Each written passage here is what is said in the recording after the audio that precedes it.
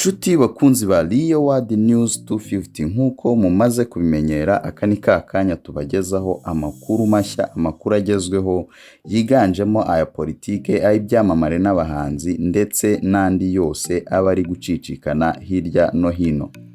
Gusa niba ari ubwa mbere ugeze kuri YouTube channel yacu ukaba utarakanda subscribe, reba munsi gato y'iyi nkuru urebe ijambo riri mu ibara ritukura ukandeho, numara gukandaho ku ruhande haraza inzogera nayo wibuka ukandeho kugira ngo inkuru zose tuzajya tukugezaho ujye uhita ubimenyeshwa ako kanya udatinze.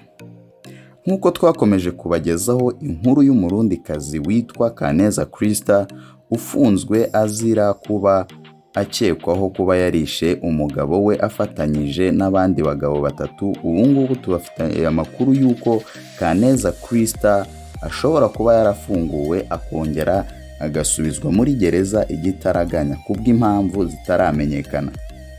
Amakuru aturuka mu Burundi avuga ko umugore w'imyaka 18 witwa Christa Kaneza yafunguwe kugira ngo ajye kurera uruhinja rwe rw'amezi 5, ariko yongera asubizwa muri gereza.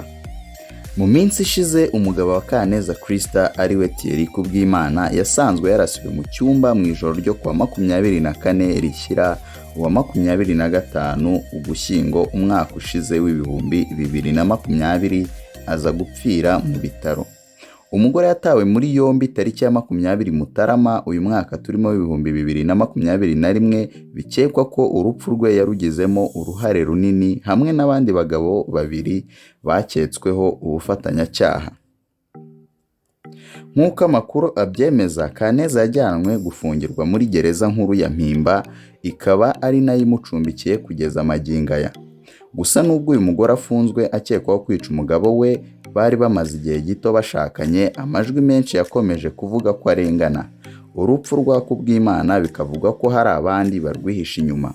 Abarengera Kaneza basabye ko bitewe n'uko afite umwana ukiri muto ukeneye kurerwa yafungurwa. Muri aba babisabye nk'uko bamwe mu Burundi babitangarije ku mbuga nkoranyambaga, haba harimo na Denise Bucumi, umugore wa nyakwigendera Inkuru nziza wari perezida w'iki gihugu. Ubu busabe bw'uko yafungurwa ngo nibwo bwatumye ubuyobozi bwa gereza ya Mpimba bufata icyemezo cyo kumufungura kuri uyu wa 25 Mutarama uyu mwaka turimo w'ibihumbi 2021, ariko bigeze ku mugoroba umucamanza ategeka ko asubizwa muri gereza Igitaraganya ku mpamvu itaramenyekana neza. Nshuti bakunzi ba Niyo News 250, inkuru yacu naha tuyisoreje, gusa turaza gukomeza kuyibakurikiranira. Mukomeze gukanda subscribe kuri YouTube channel yacu, mwibuke no gukanda ku nzogera kugira ngo amakuru yose tuzajya tubagezaho mujye muhita mubimenyeshwa bidatinze.